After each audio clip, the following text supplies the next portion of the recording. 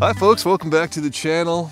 Still getting a lot of requests for the block pattern in Flutter, and we're happy to oblige. So we'll do another video today on the block pattern, but we're going to do it a little bit different. We're going to use the provider package to serve up that block. If you've done my block videos in the past, we built our own provider from scratch. Wasn't that difficult, but this actually saves you a little bit of trouble. And if you look at the description on pub.dev for the provider package, it says it's a mixture of dependency injection and state management, which is kind of intriguing. So we're going to build an application today that uses it for both. It's going to look a little like this. I couldn't resist building this kind of silly animation on the front, so that may be obnoxious. We'll do that last. If you don't want to do an animation, you don't have to. I just felt it was time for myself to brush up. But we've got this form page here, a setting page, where you set the name, and we use the provider package to store the state of the first and last name, so we display that on the front page. But we use a block so that we can validate the information. So we use both the provider package and block, each one with their strength as state management. So that's the objective for today. Build this little application which will store the first name and last name using the block pattern and also using the provider package to do it. Let's go ahead and get started. Alright, so I'm going to open up a terminal and I'm going to type Flutter create block provider. I'm going to make it all one word. You can do whatever suits you. And then I'm going to open that up in Visual Studio Code.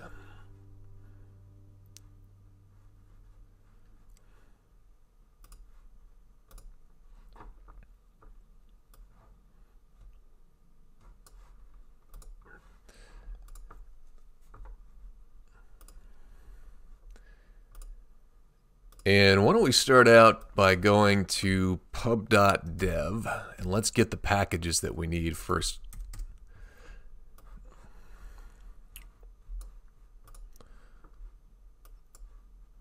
Alright, so if we go to our pubspec.yaml file in here, and we look under our dependencies, we've got Cupertino icons. So we're going to want to add provider.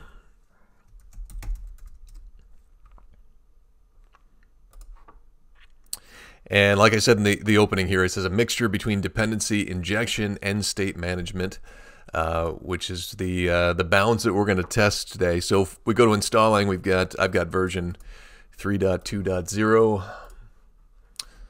So we'll go ahead and add that. We're also going to want RxDart. So I'll search for that. There it is. They've added these little Flutter favorite badges. Very nice. All right. There are some changes to RxDart .23 from .22, and we will cover those today, but I'm going to have to update some of my past videos. And lastly, I'm going to grab Google Fonts. And this is a brand new package. This was just introduced at Flutter Interact, which was last week. And it eliminates that kind of tedious step of going to the Google Fonts webpage, downloading Google Fonts, importing it into assets, and then having to import it in your pubspec.yaml. So we can just import Google Fonts. So those are our imports. We're all set there. We can go ahead and hit save, let Visual Studio Code go out there, get those packages, and we should be done with the browser for now. All right, before we fire up the emulator, I am going to go into the lib folder. We'll go to main.dart. We will take out this comment here. And everything below here you can take out. So we just want the build, and all these other classes we can get rid of entirely.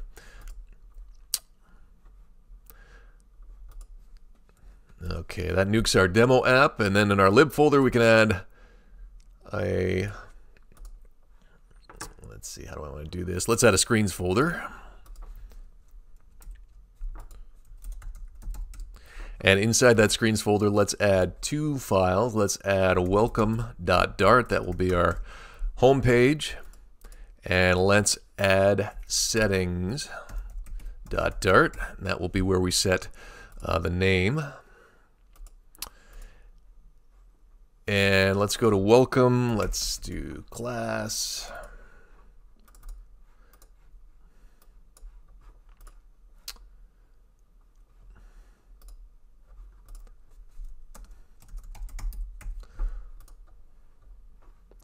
And I'm going to make this one a stateful widget because I want to do that animation at the end, which you may or may not join me for.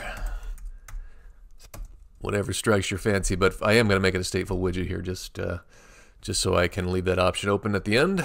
And so we need below that class, we need a underscore welcome state class, which is going to extend state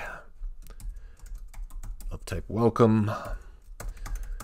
And because I'm going to do the animation, I want a ticker provider state mix in. And I'm going to need to do some auto imports for these.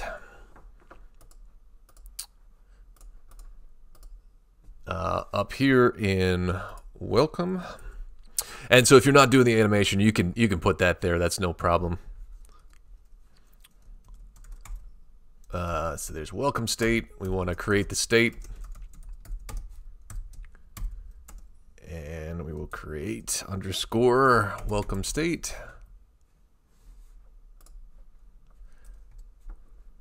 And down here we need a build method, so I'm going to let code complete do that for me.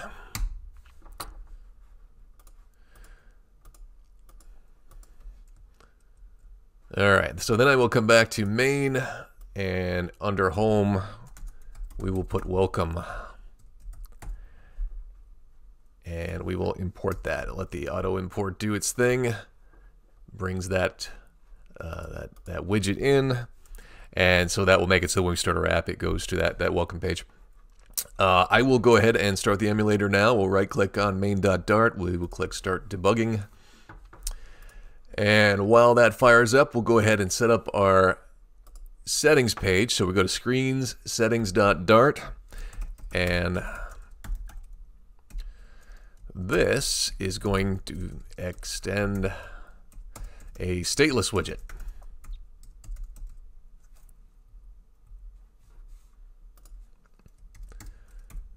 And so I will, let me bring in material. So I'll just use the auto import to bring in the material.dart package, and then that will allow my code completer to catch on to what's going on here. So we will put a build method there. And that's good there for now. All right, so if we go back to our welcome.dart, let's go ahead and take out this return null and the comment. We will return, let's return a padding. And we'll give that a child. And that child will be a column with children. I'm going to add the semicolon at the end there. I'm going to just bring this down, and I'm going to, whoops, not padding.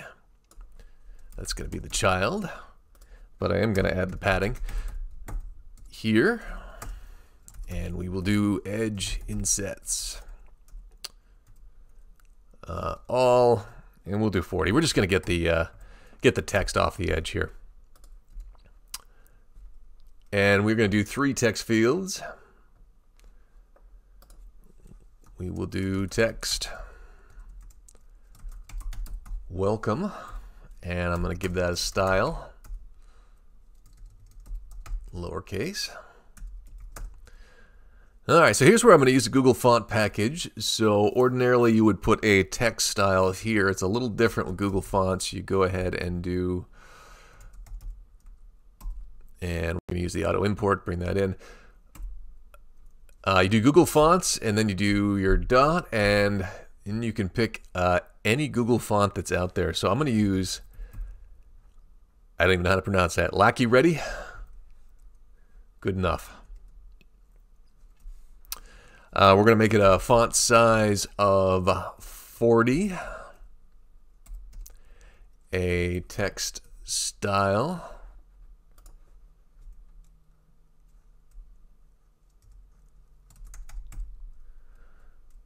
That's looking good so far, huh?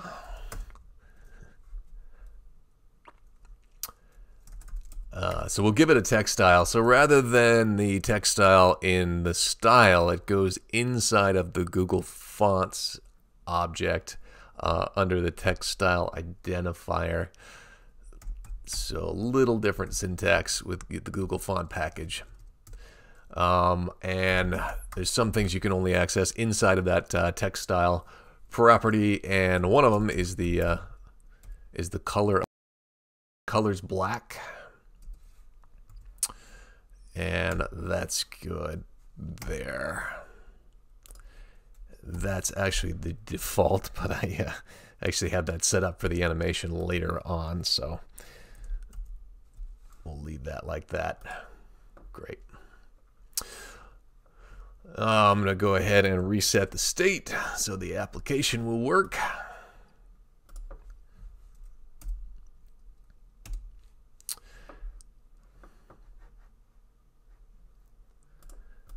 Emulator's running a little slow. All right, so while we wait for that, I'm going to go down below this text item, and we're going to put another text item.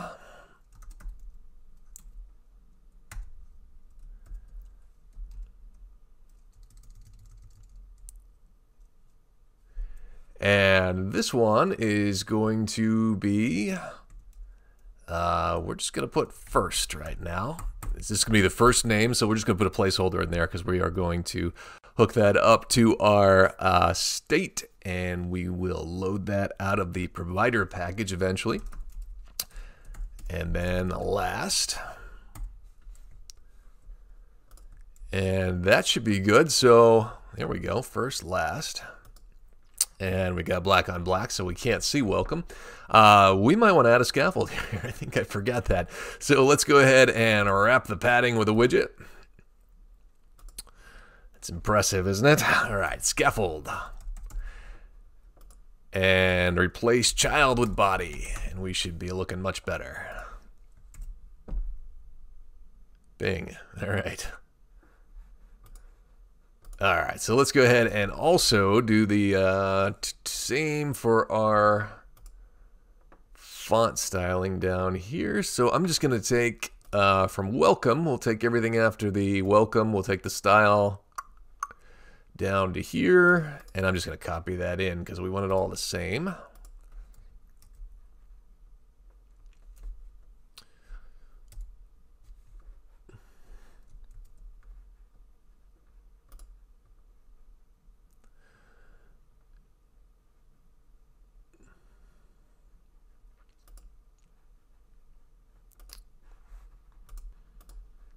I need one more closing here. Add some commas in here so we get it out on a different line when we do reformat our code. And then I'm going to do the same here. We'll just copy everything after the comma and paste that there. And I think I got too many parentheses this time. There we go. All right, I'm going to reformat the code so it looks a little better. Save that, and there we go. We at least got consistent style across the page. All right, we do want an app bar here as well. So up here in our scaffold, we started with a body. Let's go ahead and add an app bar. And we want actions on it. So let's add actions. And in there we will add a inkwell with a child. And that child will be an icon with icons.settings. So this will be the link to our settings page.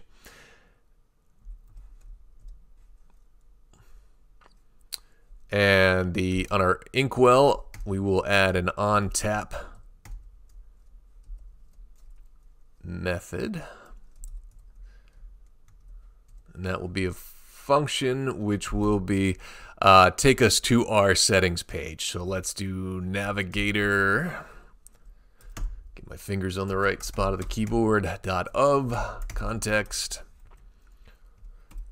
.push material page route. And that takes a builder, and we are going to add context, which will go to settings. And add our semicolon after that. I'm going to throw in just a comma here so it looks maybe there too. Code reformat, and it will look like that. All right, so that will give us, I don't remember what we put on our settings page. I think nothing. Yeah, that's no good. that will take us to our settings page whether we want to or not. So I'm gonna restart the state on that, and then we'll go to settings and let's build something there. All right, so what we want on settings is we want a form so that we can actually set this first and last name. So let's go ahead and set that up.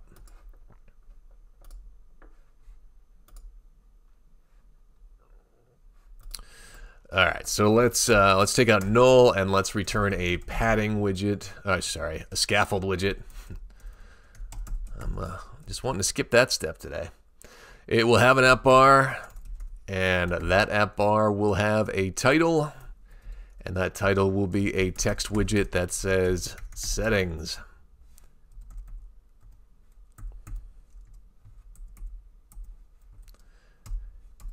And then we want the body of the scaffold to be a padding widget. And the padding will be edge insets. Let's go ahead and do const edge insets. It's a good habit to get into if it's not going to be changing.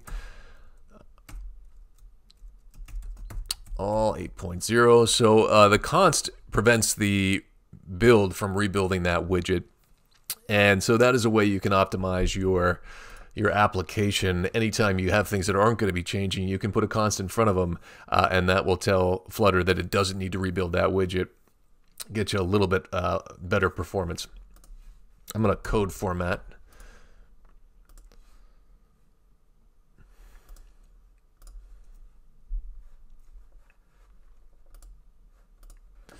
All right, so we've got our padding on our padding widget. Now it needs a child.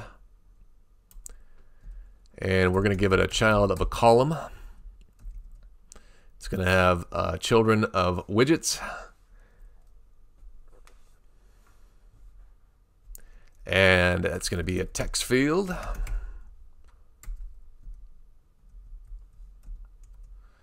Oops.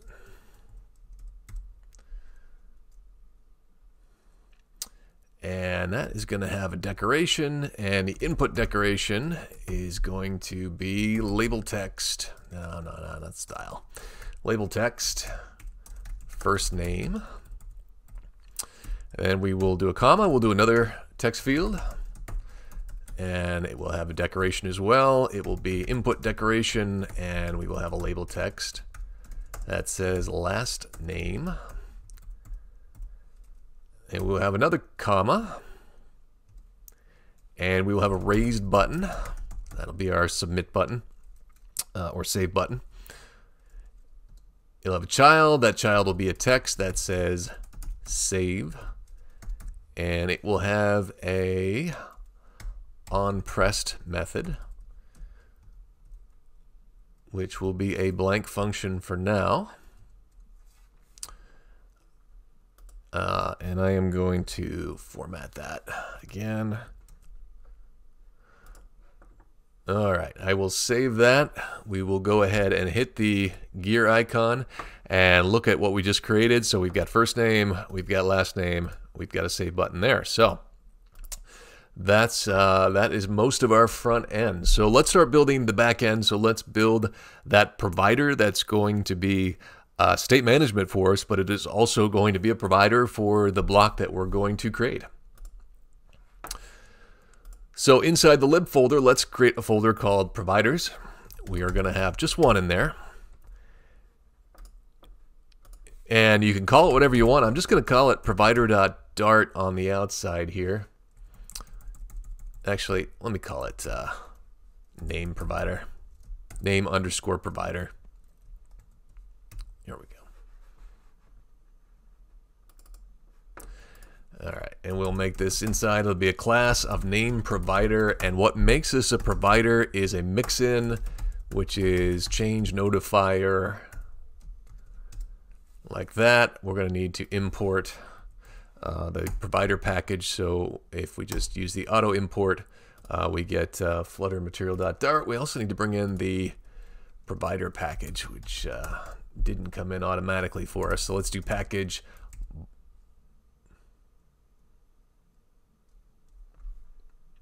No, actually, that's correct. We got everything we need with the material. All right, so with the change notifier, this up here is a mixin. If you're not familiar with mixins, it's like extends, but it's a little bit lighter.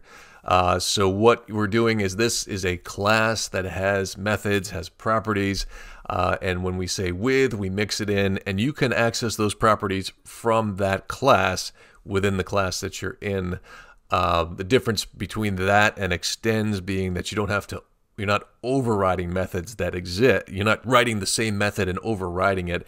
You're using methods that are in that class that you're mixing in. And so this change notifier, what's in there is very similar to, or at least it has the functionality of what we built from scratch in my previous BLoC videos where we built a provider from scratch. So that's basically it. It does that functionality, and we don't have to type that boilerplate code out. We get it right out of the box, which is nice. All right, so we can create properties in here also. In addition to it providing the injection for the BLoC, we can use it for state management. We're going to do that. So we're going to create a string.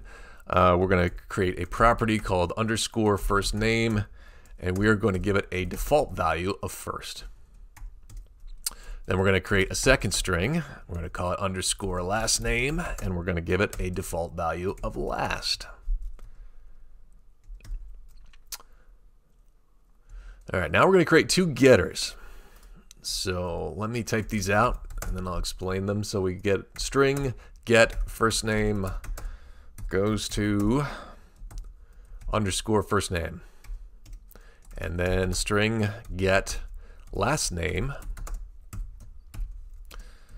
underscore last name. All right, so the reason we do it this way, we do an underscore property because it's a private variable, and then we do a getter that doesn't have the underscore. So this is the public method. If you want the first name outside of this provider, you get it by calling first name, and you get a copy of this private variable. The reason that we do a private variable in the first place is that if it wasn't private, you could reach in and get this, and you could set the value, and that might work for you in a certain instance. But with the provider package, you can widgets can subscribe to the provider, and then they can be notified when there are changes. So you might have several widgets that are subscribed to the changes that are going on here.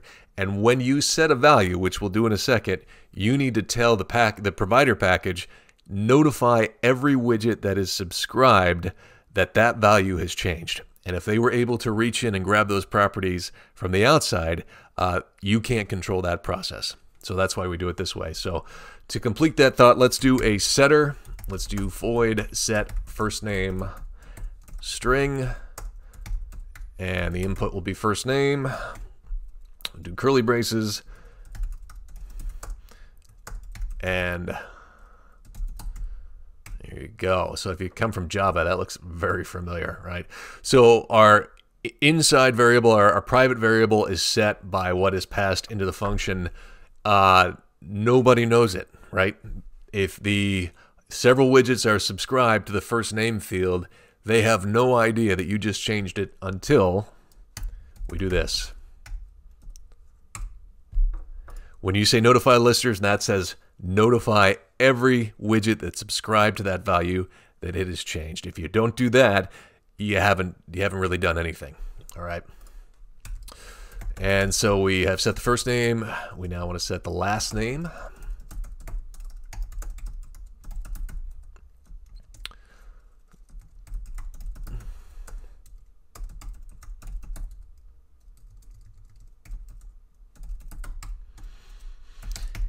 And again, notify listeners. Don't want to forget that.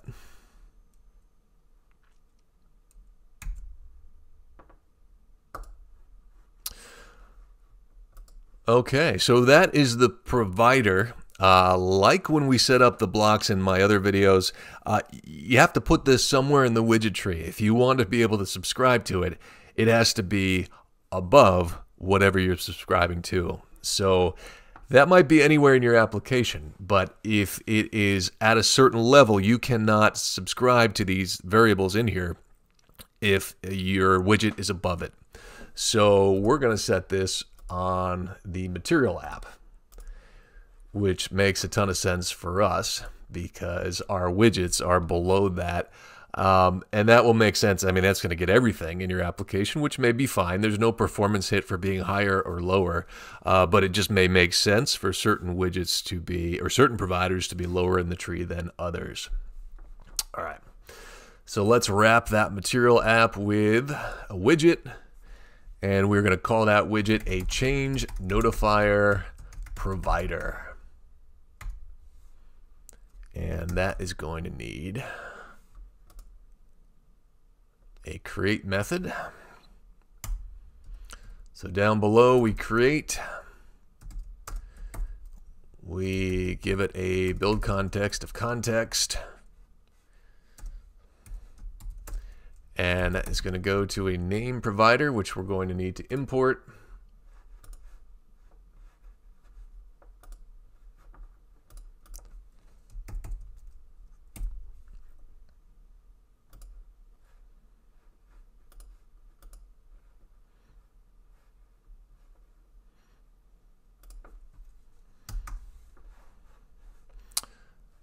All right, and we need to import that provider package, which we can do by auto importing there. So there's where we pull in the provider package right there, package provider, provider.dart.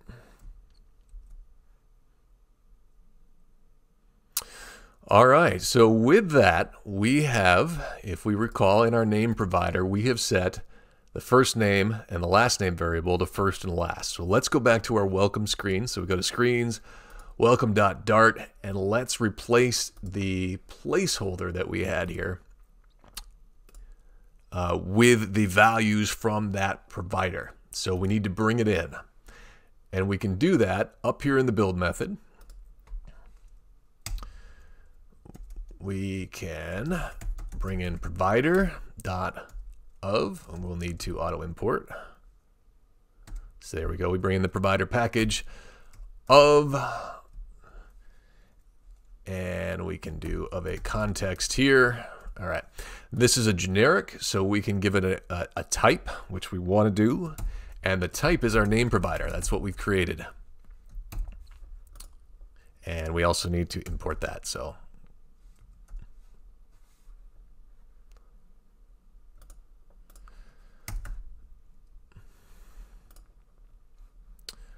the auto import doesn't want to do it. Come on. All right, I'm just going to manually bring it in. Go to provider, name provider.dart. There we go. IDE behaving badly. So let's assign that to a variable. Let's do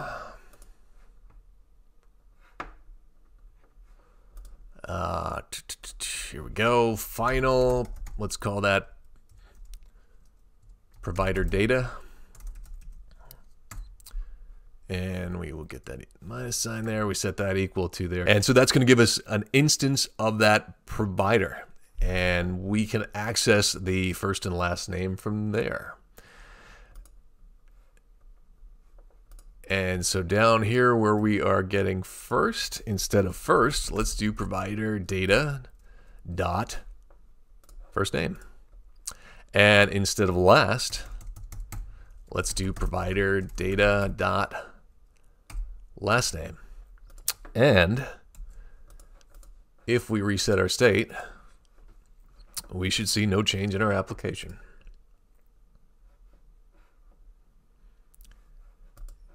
And we don't. So now it is getting the name of the first and last name from that provider. And so next we want to set it up so we can actually change that data using our settings page. So let's go to our settings page. I'm sorry, let's not go to our settings page. Let's go to our lib folder. And in the lib folder, let's create a new folder, and we're going to bring in a block. So let's create a block, and we are going to use that block to pass the values from our form into the block. And if we like what we get in the block, which is going to be kind of a temporary state management system, we will pass it to the provider, which is our more permanent state management system. Like, gets wiped out when you reset the state. But what goes into the block is not what we're going to see here on the home page. Only what we decide to pass to the provider gets displayed here on the home page. So this gives us a way to validate our data, to temporarily work with it, to type with it, and then when we're satisfied with it, pass it to provider. So inside of our block folder, let's create a new file. We will call it block.dart. We only have one, so we don't have to get super creative with a name. I will actually, inside the file, I'm going to call it name block. Just so when we import it, we know it's what it is. And so let's create our block. So we want to create streams. We want to create the ability to get those streams. We want to create the ability to add things into those streams. And let's create one validator. So we'll create the opportunity to transform that, that stream as well. So let's declare our streams. And we need two, one for our first name and one for the last. And this is where we want to bring in RxDart, and we want to use a behavior subject. So I'm just going to use the auto import incomes RxDart. A behavior subject is a special kind of stream that remembers the last value that it receives. So if you subscribe after the value was passed, you still get the value. The flip side of that is the publish subject, which says if you subscribe after a piece of data has been passed into the stream, you don't get it. And so that may be desirable behavior for you in a certain circumstance. We're just going to use behavior subject. All right, final last name equals behavior subject as well. String. Those are our streams. Let's do our getters. So we want a stream that gives us a string, and this will be first name, not underscore. And it goes to underscore first name dot stream. So again, like with the provider, the streams are private variables. What you get publicly exposed is right here. This gives you the stream. And we do the same thing with the last name.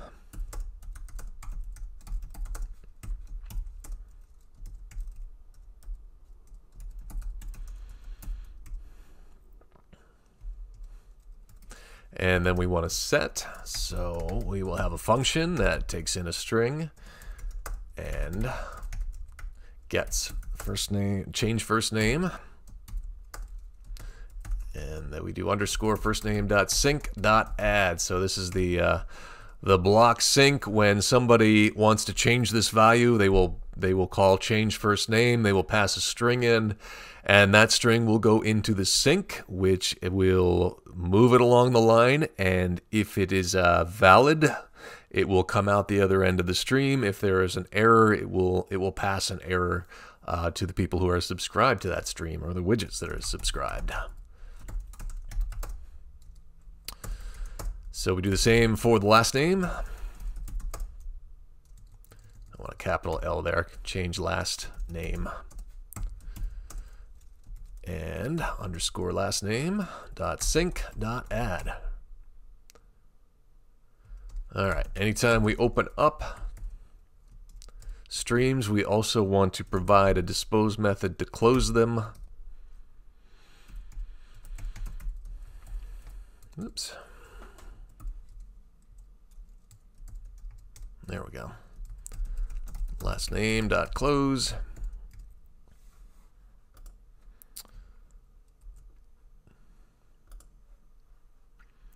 All right, so let's hook up these text fields to these streams. And so we want to go into our settings page. So under screens, settings,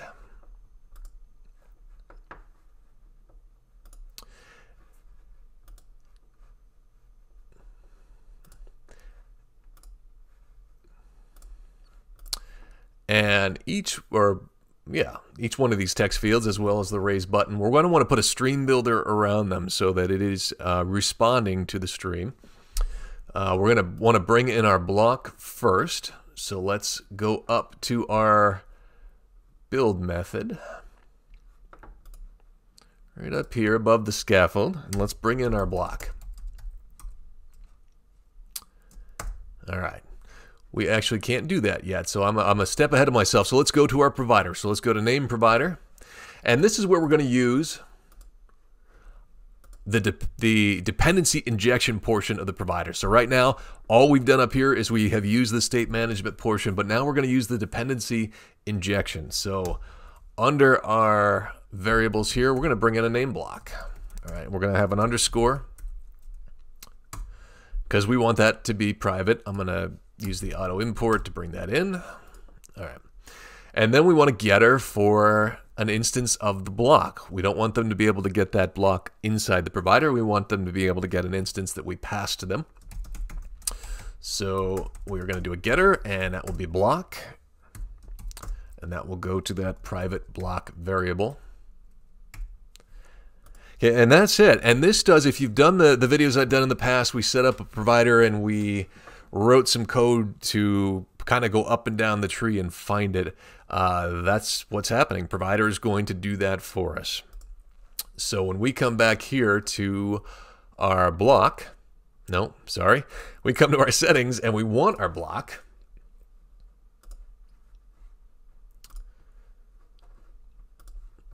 Now we can say provider, and we'll need to import the provider package. So we'll let the auto import to that provider of, and we'll give it name provider. Also going to need to import that. Close the bracket context. So that gets us our provider, and then we have properties on here. We have properties available to us, one of which is the block. And so now in our build method, we have an instance of the block. And this gives us something to subscribe our StreamBuilders to. So for our first text field, let's wrap it with a StreamBuilder. The object of that is StreamBuilder is going to be a string because it's going to be the first name. The stream is going to be block.firstName.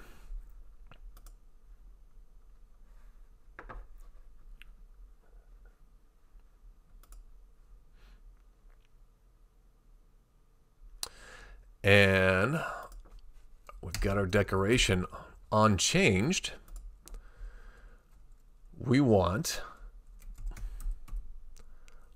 block.change first name, and we don't need any parentheses after this. That's a function, but we're just passing it the instance of the function. So what this is going to do is, as we type, it is going to be passing everything that we type back to the block. Now in our next text field, let's also wrap this with a StreamBuilder. The type is a string, and the stream that we want is block.lastName. And on changed, we want it to update the last name. So we're going to say change last name.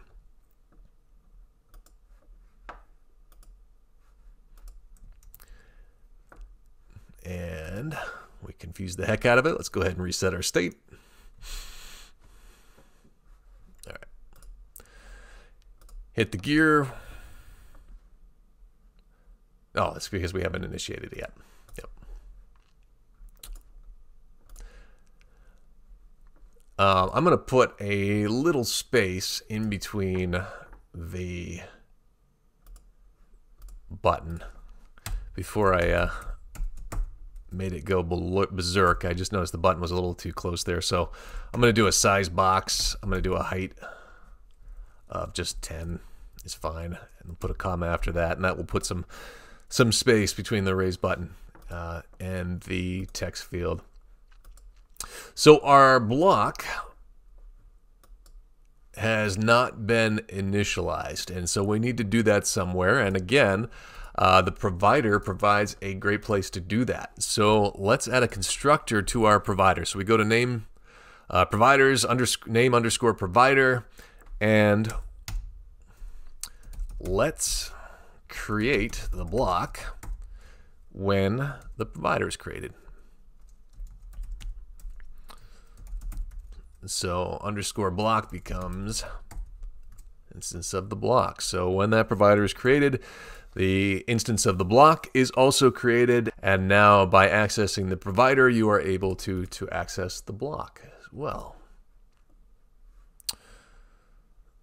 And so I believe if we reset the state there, we should be able to go back to, excuse me, our settings page now.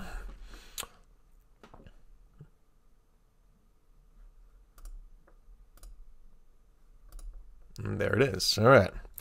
So we can type stuff in here. Isn't going to do us a whole lot of good yet. But that is feeding our block every time we type.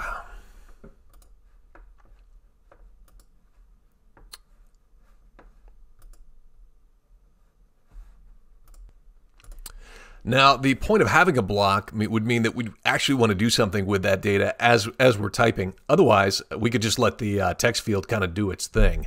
So let's validate the first name. Let's not worry about the last name because I think that's just kind of redundant for a practice application. But in our block, so we got a folder block, block.dart. Let's validate the first name, and let's just say, you know, that's got to be a minimum of 3 characters or else it isn't valid. So we'll create a validator. Final validate first name is going to equal a stream transformer.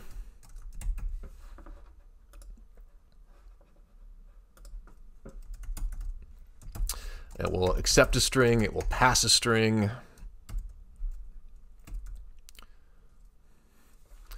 I'm going to need to import. There we go. That will come from handlers, and the handle data, let's wrap that. Handle data will be first name, and we will pass out a sync.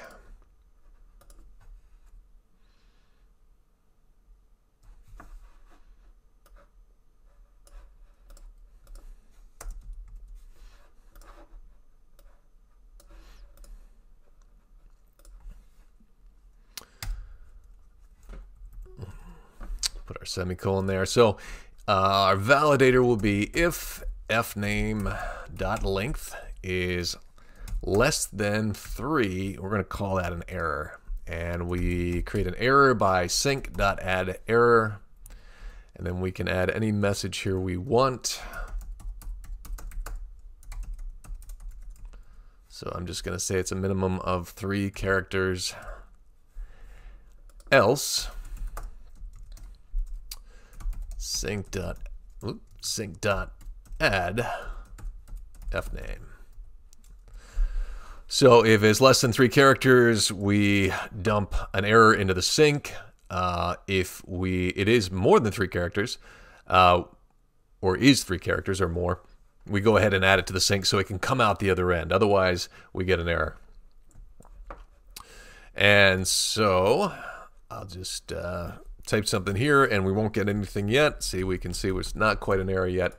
So we need to go back to settings, screen settings, and what we need to do is rig that to display that we have an error.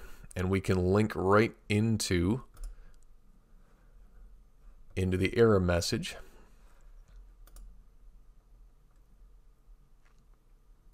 So in our input decoration for our first name, after label text, we will put error text, and that will be our snapshot.error.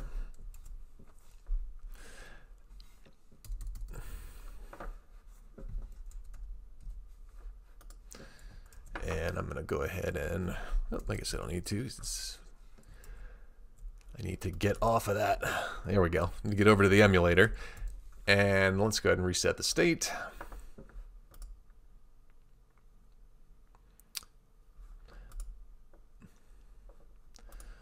Go to our wheel here. And what did I do? Oh, I got it. I haven't transformed the stream yet. So let's go back to our block. We created a validator, but then we need to actually hook it in to the stream.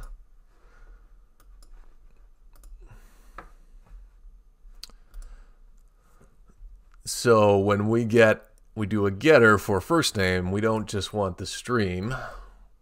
We want the stream that is transformed by validate date first name. There we go. Thanks for sticking with me on that one. And I don't think we'll need to reset a state. Nope. All right. So there we can, oh, sorry. See there, I didn't mean to swear at you. So you can do 3 letters and it goes away. You take it away, it comes back. Great. And then we do not have a validator on the last name, so you can put anything you want there. So that's good. The button, though, even though it's invalid, you can hit save. So let's rig it so that our button actually listens to that error as well, which we can do with a combined stream with RxDart.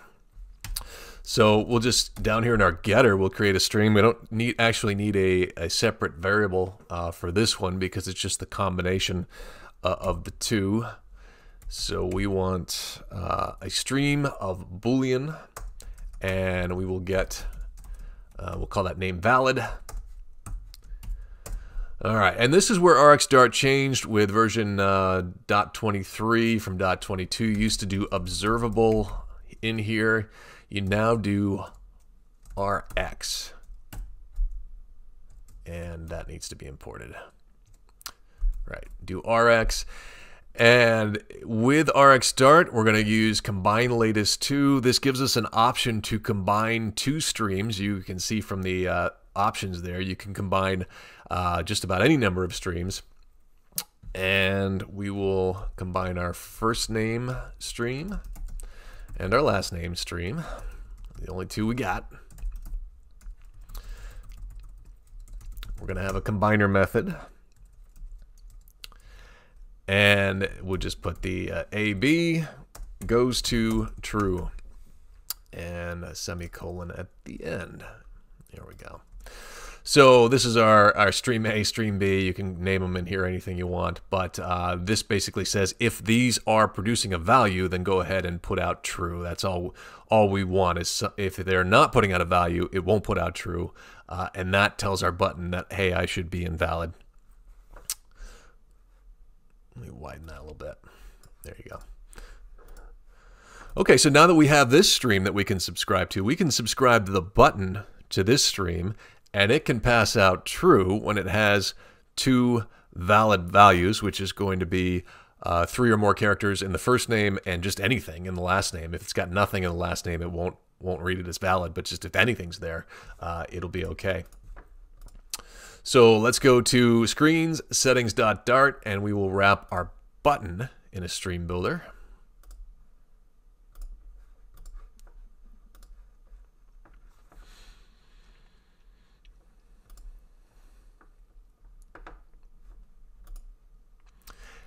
And that is going to be a Boolean. We're getting true or false out of it. Our stream is block.name valid.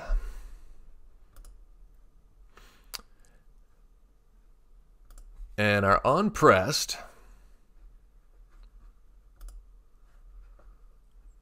let's get rid of all of this. All right. our onPressed if snapshot, if not snapshot.hasData, then null. So if nothing, if false is coming out of that that combined stream, pass null. That means an invalid button to Flutter. Otherwise, we want a function where we set our provider data, which we need to bring in. So let's go up to the build method here.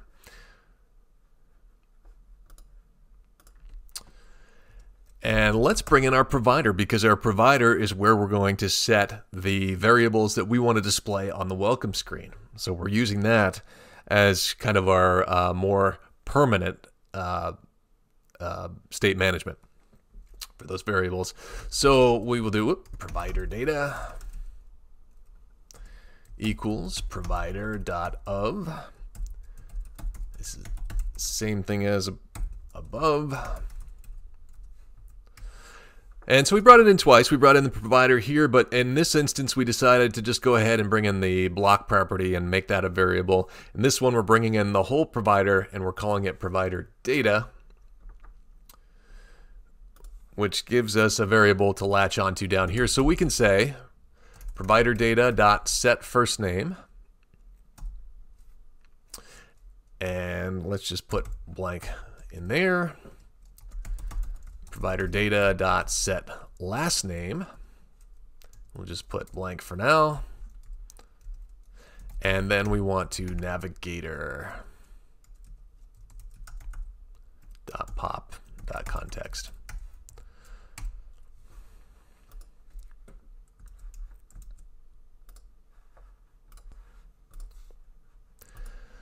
And I'm getting an error. I didn't actually save the changes in my block here. Let me go ahead and do that.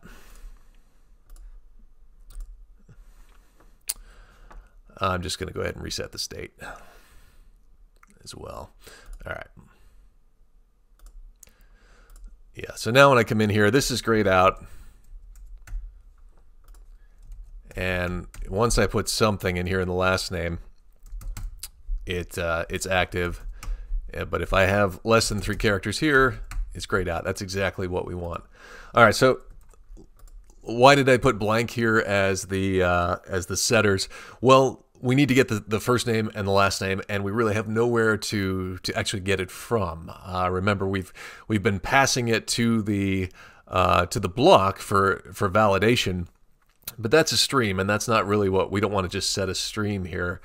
We want the actual value of the text field, so we can get that with our controller. So let's come up to the top here. Let's create 2 controllers, and we'll attach those controllers to the text fields, and then we can use the value from there to pass into our provider. So we'll do final first name controller equals text editing controller, and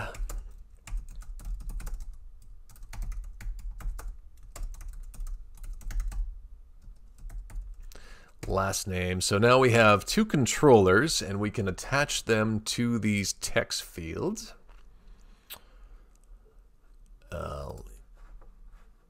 So here's the one for last name. Up above decoration, we will do controller, and we will do first name controller goes there.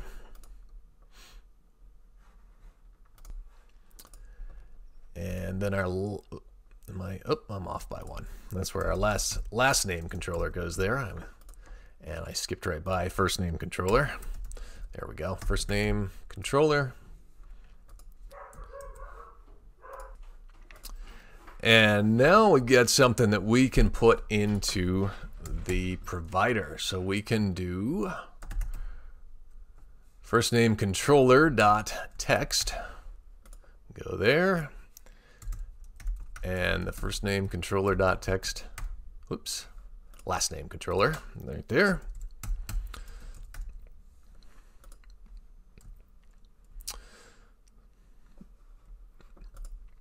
All right, so then we can start typing away. If I can. It's my own name. I should be able to type it.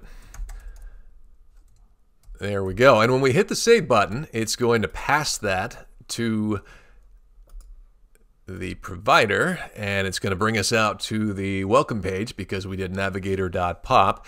And now you can see on our welcome page, it's actually reading my first and my last name. And if we were to go here, we could change that again. But when we click on settings, obviously, once we've set it, we want our first name and last name that already are set in our provider to populate here. So let's go up to the top of settings and let's do a little code here to pre-populate that information. So if provider, I'm going to do if provider data.firstName does not equal first. And the reason I'm going to do that is because when we initiate the state of this application, we get a default first and last name. And I don't want the first name to actually be filled in here first and last and have people have to wipe that out and put in their own name. So if it's just the default values, I don't want it to display anything. But if it's not, then the first name controller.text should equal provider data.firstName. So that's going to fill the text field with whatever is in the state management system through the provider. It's going to put that value in there. And just to make sure that the text controller and the BLoC are in sync, I'm going to go ahead and do a setter function, and I'm going to set that same data into the BLoC. And we will do the same thing for the last name, except that we don't want it to equal last. And we want the last name controller.text to equal provider data.lastName. And then we will also just make sure that our BLoC is getting that same information. Should already have it because it's all, you know, maintained in state, but just to be sure, we're going to make sure that they are in sync when we come to this page. So now, just restart the state. That should re-kick off the application with that first name, last name in the placeholder. So if we click here and we go to settings, we shouldn't see first or last. All right, we don't. So I'm going to put my name here. I'm going to save. Now I see my name. If I want to go in and change that, there it is.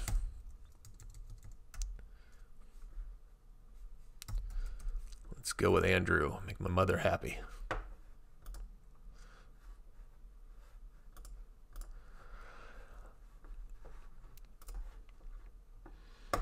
Okay, well, I hope that makes sense. This is getting kind of long, so I'll go ahead and bag the animation myself. Maybe I'll just do a video just on that little simple animation. It's really nice. It's about as simple as an animation can get, just to kind of get your feet wet with Flutter animations. So I might just do that out on its own. But this was kind of my first experiment with the provider package, and I really kind of thought of it as maybe an alternative to BLoC, and that's not what it is at all. It's a nice way to be able to store state, but it also can be a provider for your BLoCs and make that that part easier and reduce the amount of boilerplate code. So hope you found this helpful. If you enjoyed it, as always, please like and subscribe, and thank you so much for watching.